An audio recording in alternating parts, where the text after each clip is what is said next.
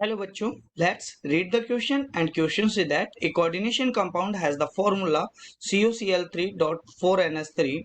It precipitates silver ion as AgCl and its molar conductance correspond to a total of 2 ions. Discuss the geometrical isomerism exhibit by the complex. आपको एक complex दिया हुआ है जिसका formula दिया हुआ है और ये भी बोला हुआ है कि ये सिल्वर आयन के साथ AgCl का प्रिसिपिटेट देता है और इसकी मोलर कंडक्टेंस है वो टोटल 2 आयन के इक्वल है। तो चलो इस क्वेश्चन के बारे में डिस्कशन करते हैं। सबसे पहले की कंसेप्ट देख लेते हैं। तो की कंसेप्ट के अकॉर्डिंग इस कॉम्प्लेक्स के अंदर कितने आयन देने चाहिए? 2 आयन्स गिवन, यहां पर 2 ions are given by complex in aqueous solution। ये आपके पास में दिया हुआ है क्योंकि इसकी मोलर कंडक्टेंस है वो 2 आयन के इक्वल होती है। पहली चीज तो ये दी हुई है और दूसरी चीज आपके पास ये दी हुई है कि ये सिल्वर आयन के साथ में प्रिसिपिटेट देता है। तो यहां पर it gives PPT with Ag plus ion as AgCl। तो इसका मतलब है so it have free Cl minus ion. तो इसके पास में फ्री Cl माइनस आयन भी होना चाहिए और 2 ही आयन होने चाहिए। तो एक तो क्या बनाएगा? कोऑर्डिनेशन स्फीयर बनाएगा और आयनिक स्फीयर में क्या होना जरूरी है? Cl माइनस का होना जरूरी है। तो इसका एक ही पॉसिबिलिटी पॉसिबल है, वो कौन सी है कि Cl को मैं क्या कर देता हूं? बाहर रख देता हूं और बाकी सबको क्या कर देता हूं? कॉम्प्लेक्स स्फीयर के अंदर फिट कर देता हूं। तो ये आया कोबाल्ट और यहां पर आपके पास Cl2 आ गया और साथ में NH3 आ गया है। ऐसा क्यों आया? क्योंकि कोबाल्ट होता है वो जब भी +3 ऑक्सीडेशन स्टेट में होता है तो वो 6 कोऑर्डिनेट बॉन्ड बनाता है, इसकी सेकेंडरी वैलेंसी। तो यहां पर तीसरी चीज ये हो गई, cobalt is present in +3 oxidation state in complex,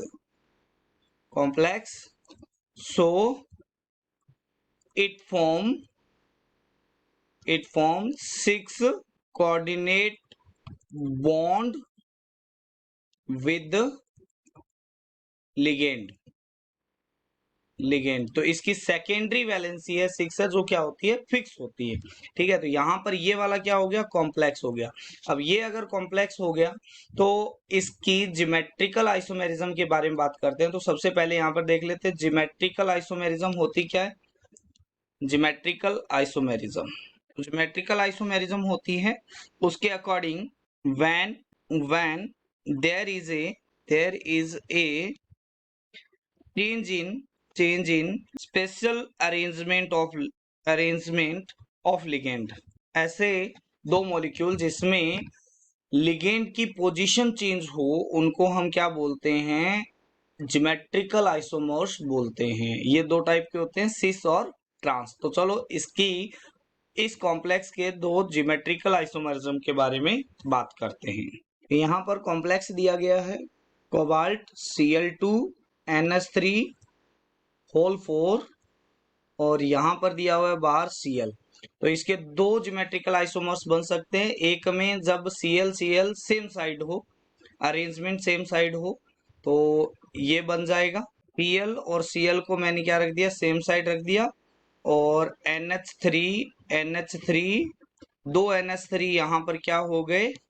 opposite position पे हो गए, यानी ट्रांस पोजीशन पे हो गए। तो ये है सिस कॉम्प्लेक्स जिसमें Cl सेम साइड है। ये एक ही प्लेन में है, 2 NH3 और 2 Cl एक ही प्लेन में, ये कोबाल्ट वाले प्लेन में। जबकि अगर मैं इसका ट्रांस बनाना चाहता हूं तो कोबाल्ट जिसके अंदर दोनों Cl को मैं क्या कर देता हूं? ट्रांस पोजीशन पे रख देता हूं। यहाँ पर Cl और यहाँ पर क्या है? Cl और ये आपके पास आ जाएगा NH3 एमीन, NH3 और ये भी आ जाएगा NH3। ठीक है, तो ये आपके पास में कौन सी पोजीशन हो गई, ट्रांसपोजिशन हो गई, ट्रांसपोजिशन हो गई। तो ये दो ज्योमेट्रिकल आइसोमर्स बनते हैं और दोनों ही ऑप्टिकली इनएक्टिव है। I hope you understand it well. Thank you.